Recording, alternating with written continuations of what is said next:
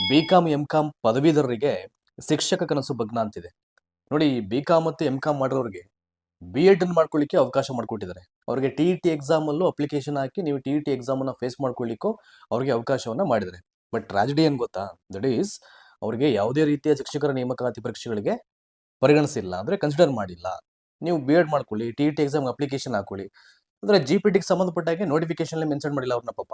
ಇವು ನಾವು ಕೂಡ G P S T examination ಅಥವಾ ಹೈಸ್ಕೂಲ್ ಎಕ್ಸಾಮಿನೇಷನ್ ತಗೊಂಡು ಬರೀಬಹುದು ಅಂತ ಸಂಬಂಧಪಟ್ಟ ಹಾಗೆ ಅವರಿಗೆ ಅರ್ಹತೆಯನ್ನೇ ಪರಿಗಣಿಸಿಲ್ಲ.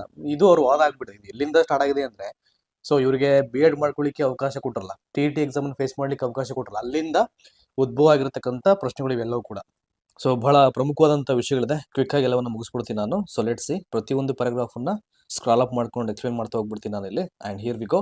ಬಿಕಾಂ ಎಂಕಾಂ ಪದವಿ ನಂತರ ಬಿ ಎಡ್ ಮಾಡಿ ಟಿ ಇ ಟಿ ಪಾಸ್ ಆದರೂ ಕೂಡ ಅವರಿಗೆ ಶಿಕ್ಷಕರಾಗ್ತಕ್ಕಂಥ ಅವಕಾಶ ಸರ್ಕಾರ ಇದುವರೆಗೂ ನೀಡಿಲ್ಲ.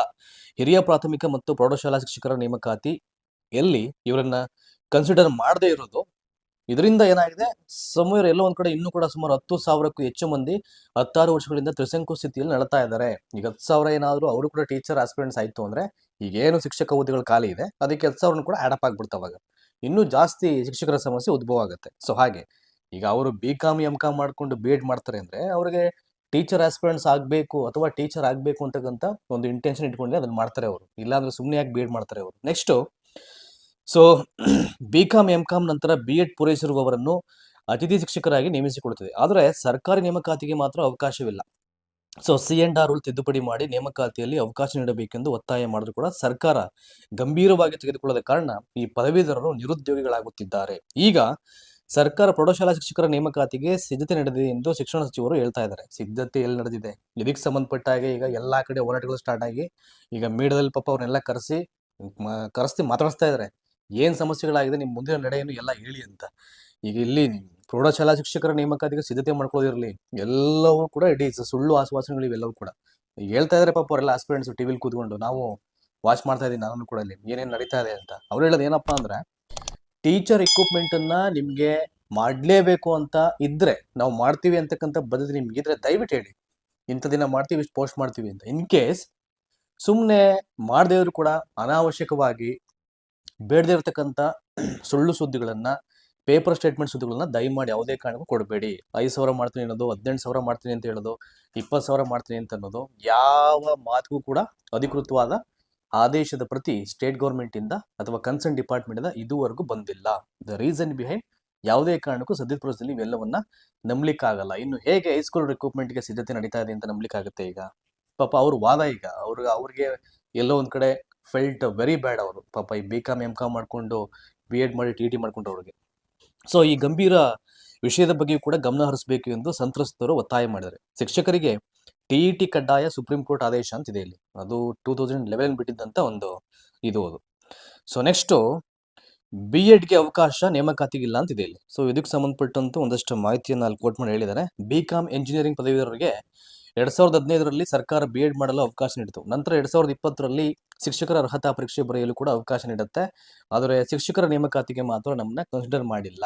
ಮತ್ತೆ ಯಾಕೆ ಬಿ ಎಡ್ ಮಾಡ್ಲಿಕ್ಕೆ ಅವಕಾಶ ಕೊಟ್ರಿ? ಅವ್ರ ವಾದ ಇದು. ಸೊ ಬಿ ಕಾಮ್ ಪದವೀಧರರು ಬಿ ಎಡ್ ನಲ್ಲಿ ಇಂಗ್ಲಿಷ್ ಹಾಗೂ ಸಮಾಜ ವಿಜ್ಞಾನವನ್ನ 2 ಮುಖ್ಯ ವಿಷಯವನ್ನಾಗಿ ಆಯ್ಕೆ ಮಾಡಿಕೊಂಡು ಓದ್ತಾ ಇರ್ತಾರೆ. ಸೊ ತರಬೇತಿ ಅವಧಿಯಲ್ಲೂ ಕೂಡ ಅವರು ಇಂಗ್ಲಿಷ್ ಮತ್ತೆ ಸೋಷಿಯಲ್ ಸೈನ್ಸ್ ಅದನ್ನ ಟೀಚ್ ಮಾಡಲೇಬೇಕು. ಈವನ್ ಟ್ರೈನಿಂಗ್ ಪೀರಿಯಡ್ ಅಲ್ಲೂ ಕೂಡ ಅದು ಮಾಡ್ತಾ ಇರ್ತಾರೆ. ಅದಕ್ಕೆ ಅಂಕಗಳನ್ನು ಕೂಡ ಪಡಿತಾರೆ. ಅವ್ರಿಗೆ ಏನು ಮಾರ್ಕ್ಸ್ ಅಲಾಟ್ ಆಗುತ್ತೆ ಅದು ಕೊಡ್ಲೇಬೇಕಾಗುತ್ತೆ. ಸೊ 3 ವರ್ಷ ಬಿ ಕಾಮ್ ಪದವಿ ಮಾಡುವಾಗ ಅರ್ಥಶಾಸ್ತ್ರ, ವಾಣಿಜ್ಯ ಶಾಸ್ತ್ರ ಅಧ್ಯಯನ ಮಾಡಿರುತ್ತೇವೆ. ಅದು ಬಿ ಕಾಮ್ ಸಬ್ಜೆಕ್ಟ್ಸ್ ಏನ್ ಮಾಡಕ್ಕಾಗಲ್ಲ, ಅದರಲ್ಲಿ ಅವರು ಅಧ್ಯಯನ ಮಾಡ್ಲೇಬೇಕಾಗುತ್ತೆ. ನಂತರ 2 ವರ್ಷ ಬಿ ಎಡ್ ಮಾಡ್ತೇವೆ.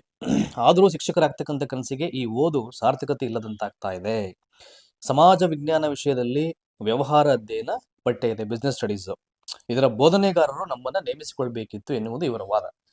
ನೋಡಿ, ಇಲ್ಲಿ ಬಿಸ್ನೆಸ್ ಸ್ಟಡೀಸ್ ಅಂತಕ್ಕಂಥ ಸಬ್ಜೆಕ್ಟ್ ಇದೆಯಲ್ಲ, ಆ ಒಂದು ಸಬ್ಜೆಕ್ಟ್ ಕ್ರಿಯೇಟ್ ಮಾಡಿ ನಮ್ಗೆ ಅವಕಾಶ ಕೊಡಿ ಟೀಚರ್ಸ್ ಆಗ್ಲಿಕ್ಕೆ. ಯಾಕೆ ಬಿಸ್ನೆಸ್ ಸ್ಟಡೀಸ್ ಮಾಡೋ ಹಾಗಿಲ್ವಾ? ಸ್ಕೂಲ್ಸ್ ಅಲ್ಲಿ ಪಾಠ ಮಾಡೋ ಹಾಗಿಲ್ವಾ?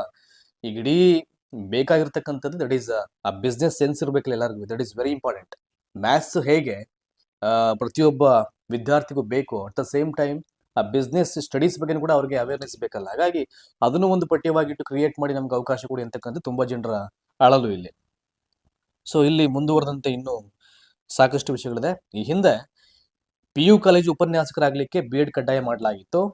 ಆಗ ಬಿ ಕಾಮ್ ಮಾಡಿದವರಿಗೆ ಬಿ ಎಡ್ ಮಾಡಲಿಕ್ಕೆ ಅವಕಾಶ ನೀಡಲಾಯಿತು.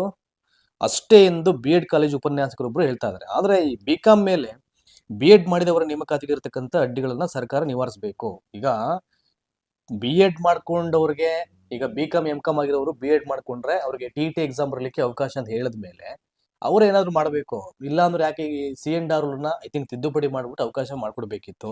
ಅದ್ ಮಾಡಿಲ್ಲ. ಶಿಕ್ಷಕರಾಗ್ತಕ್ಕಂಥ ಎಲ್ಲಾ ಶಿಕ್ಷಣ ಅರ್ಹತೆ ಪಡೆದುಕೊಂಡಿರುವ ಪದವೀಧರ ಶಿಕ್ಷಕರಾಗುವ ಕನಸನ್ನ ಈಡೇರಿಸಬೇಕು ಅಂತ ಇವರು ಒತ್ತಾಯ ಮಾಡಿದ್ದಾರೆ. ನೋಡಿ, ಈಗೇನ್ ಅದೇ ಇಲ್ಲಿ ಇನ್ಫಾರ್ಮೇಶನ್. ಸೊ ನೇಮಕಾತಿಯಲ್ಲಿ ನಮ್ಮನ್ನ ಇಲ್ಲಿ ಕನ್ಸಿಡರ್ ಮಾಡೇ ಇಲ್ಲ.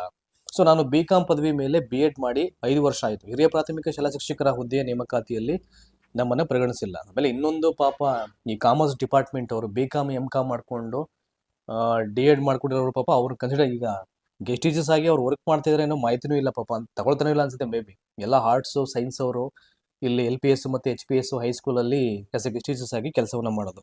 ಇವ್ರಿಗೆ ಎಲ್ಲೂ ಕನ್ಸಿಡರ್ ಮಾಡ್ತಾ ಇಲ್ಲ ಅಂತ ಅನ್ಸುತ್ತೆ ಈಗ.